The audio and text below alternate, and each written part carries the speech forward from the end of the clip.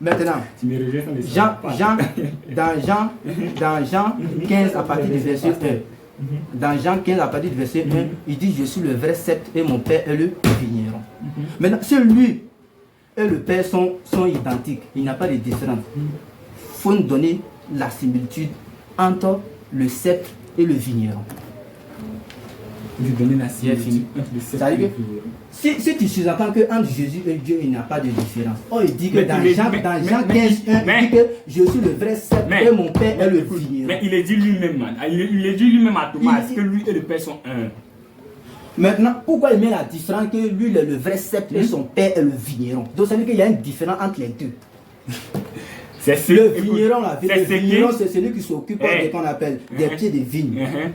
C'est celui qui donc tu crois que le cep peut être d'accord au vigneron. Lorsque je t'ai expliqué la Trinité tout à l'heure, j'ai dit quoi?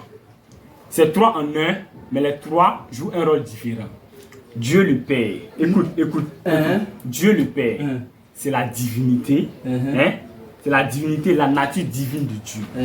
Est-ce que tu comprends? Et tout à l'heure, même quand tu étais là à développer, tu es rentré dedans même sans t'en rendre compte. Dieu le Père, c'est la nature divine de Dieu. Tu comprends?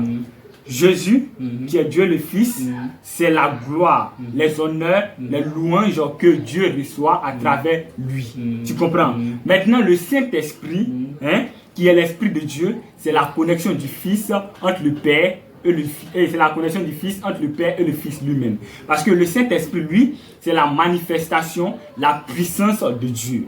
Tu comprends? Lorsque tu dis Dieu ne peut se faire chair, c'est comme si tu mettais une barrière à la puissance de Dieu, une limite. Et il y a même des versets bibliques qui prouvent, qui attestent que Dieu s'est fait chair. Non, est-ce que tu comprends? Ça c'est ton interprétation. Et puis tu dis que tout celui qui est un Dieu ne peut être Dieu. Écoute, est-ce que Jésus est un Dieu? Oui. Est-ce que Jésus est un Dieu? Oui. Attends, c'est la question que tu ne comprends pas, hein? Tout celui qui est un Dieu ne peut pas être Dieu. Non, il y a fermé bouche là, on prend les versets, on ferme tout, puis ça a fini. Jésus n'a pas de Dieu.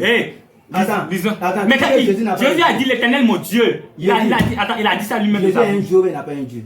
Écoute. Jésus est un Dieu, mais il n'a pas un Dieu. J'ai dit, Jésus est un Dieu, mais il n'a pas un Dieu. Jésus te fait croire qu'il est un Dieu. Raison pour laquelle mon frère. Jésus est un Dieu, mais il n'a pas un Dieu. Moi je te dis que Jésus n'a pas un Dieu, mais il te fait croire qu'il est un Dieu. Raison pour laquelle dans le truc il dit.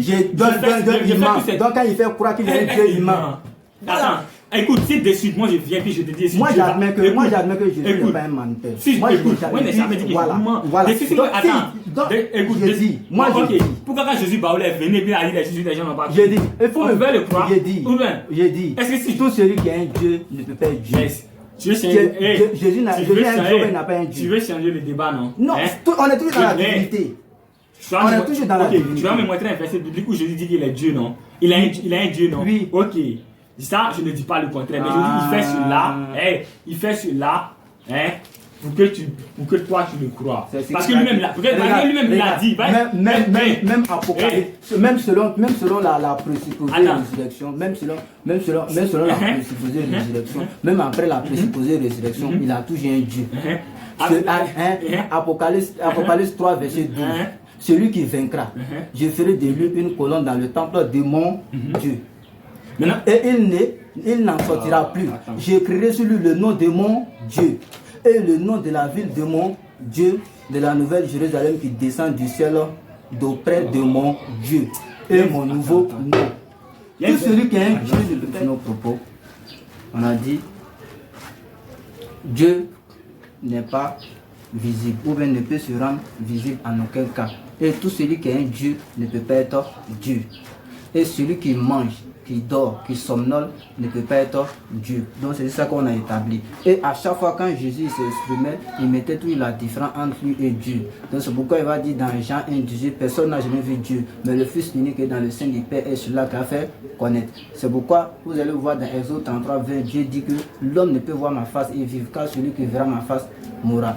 Et nous disons toujours, celui qui peut goûter à la mort, ou bien celui qui prétend goûter à la mort, ne peut pas être Dieu. Parce que quand on prend encore Habakkuk 1,12, quand on prend 1 Timothée 6,16, Dieu seul possède l'immortalité.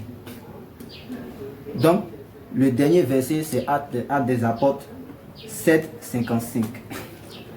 On dit, mais Étienne, rempli du Saint-Esprit, vit la gloire de Dieu et Jésus debout à la droite de Dieu. Elle dit, voici, je vois les cieux ouverts et le Fils de l'homme debout à la droite de Dieu. Même dans le ciel, Jésus et Dieu, il y a une différence. Si c'est, assalamu alaikum. Wa alaikum salam.